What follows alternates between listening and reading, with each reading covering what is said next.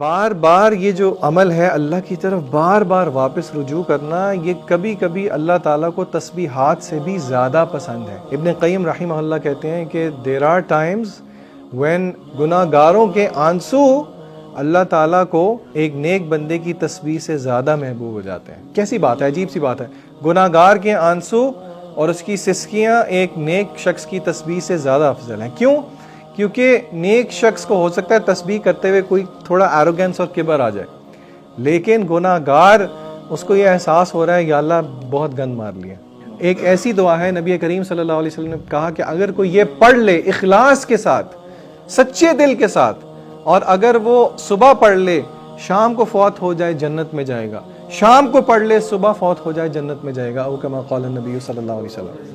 اس دعا کا اگر آپ میننگ دیکھیں نا تو اس میں یہ چیز ہمیں ملتی ہے۔ اس دعا کیا ہے؟ اللہم انت ربی، اے اللہ آپ میرے رب ہیں، لا الہ الا انت، آپ کے علاوہ کوئی عبادت کے لائق نہیں، انت خلقتنی، آپ نے مجھے پیدا کیا، وانا عبدک، میں آپ کا بندہ۔ کیا اللہ کو نہیں پتا کہ وہ ہمارے رب ہیں؟ ہم شروع کریں اللہم انت ربی، کیا اللہ کو نہیں پتا وہ ہمارے الہ ہیں؟ لا الہ الا انت خلقتنی، اللہ کو نہیں پتا اللہ نے ہمیں پیدا کیا ہے، انت خلقتنی وانا عبدک، یا اللہ میں آپ کا بندہ۔ اللہ کو نہیں پتا کہ ہم اللہ کے بندے ہیں۔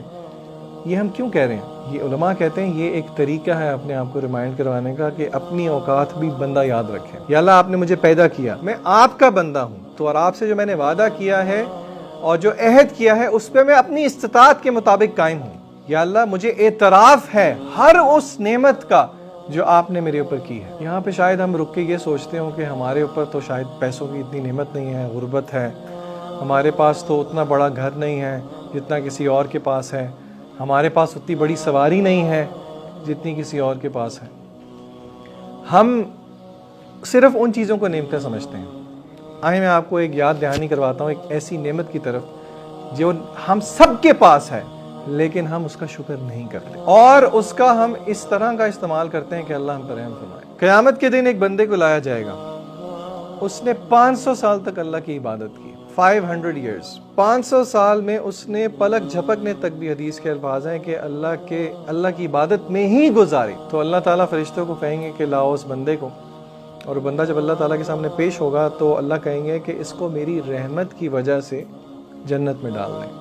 تو وہ بندہ کہے گا یا اللہ میں نے تو 500 سال عبادت کی، میں اپنی عبادت کی وجہ سے جنت میں نہیں جاؤں گا، آپ کی رحمت کی وجہ سے جاؤں گا۔ تو اللہ تعالیٰ نے اس بندے کو سمجھانے کے لیے کہا ٹھیک ہے، تیری ساری عبادت ایک پلڑے میں رکھ دیتے ہیں، اور ایک نعمت، صرف ایک نعمت جو میں نے تجھے دی اس کو دوسرے پلڑے میں رکھ دیتے ہیں۔ اور وہ ایک نعمت کیا تھی؟ دیکھنے کی نعمت، آنکھ کی نعمت۔ روایت کے الفاظ ہیں کہ دونوں میزان میں اس کی 500 سال کی عبادت اور صرف ایک نعمت جس کو ہم نعمت سمجھتے بھی نہیں، اور اللہ معاف کرے اس سے ہم کیا کیا کرتے ہیں وہ ہم سب کو پتا ہے، اس کی دیکھنے کی نعمت کو دوسرے پلڑے میں رکھ دیا گیا۔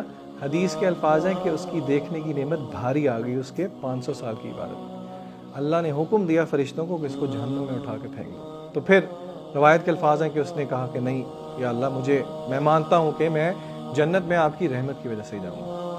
تو جب اللہ سے ہم اس دعا میں سید الاستغفار میں یہ اعتراف کریں نا، ابو لک بنعمتک علیہ، بات چل رہی ہے سید الاستغفار کی، بات چل رہی ہے اس نقطے کی جو کہ ابن قیم کہہ رہے ہیں کہ انسان کی زندگی کی بنیاد دل اور روح کی زندگی ہے، اور اس میں سے ایک عمل جو کہ ہمیں زندگی کی طرف لے کے جائے وہ بار بار اللہ تعالیٰ کی طرف پلٹنا ہے، توبہ استغفار کرنا ہے، اپنے گناہوں کی معافی مانگنا ہے۔ اس میں سے میں آپ کو بتا رہا ہوں، حدیث میں آتا ہے کہ بہترین دعا سید الاستغفار ہے، اس کا ہم ترجمہ دیکھ رہے ہیں، اللہم انت ربی، اے اللہ آپ میرے رب، لا الہ الا، آپ کے علاوہ کوئی الہ نہیں، عبادت کے لائق نہیں، انت خلقتنی، آپ نے مجھے تخلیق کیا، وانا عبدک، میں آپ کا بندہ، وانا علی عہدک ووعدک ما استطعت، میں آپ کے ساتھ جو عہد کیا ہوا ہے، آپ کے ساتھ جو وعدہ کیا ہوا ہے اس پہ اپنی استطاعت کے مطابق کھڑا ہوں۔ ابو لک بنعمتک علیہ، یا اللہ مجھے اعتراف ہے، آئی ایگری، آئی ایکنالج جتنی بھی نعمتیں آپ نے میرے اوپر کی ہیں، ابو لک بنعمتک علیہ وابو بذنبی، وابو بذنبی، یا اللہ مجھے اعتراف ہے اپنے گناہوں کا، فاغفر لی، تو بس مجھے معاف کر دے، فإنہ لا یغفر الذنوب الا انت، اور بے شک آپ کے علاوہ گناہوں کو کوئی معاف کرنے والا نہیں۔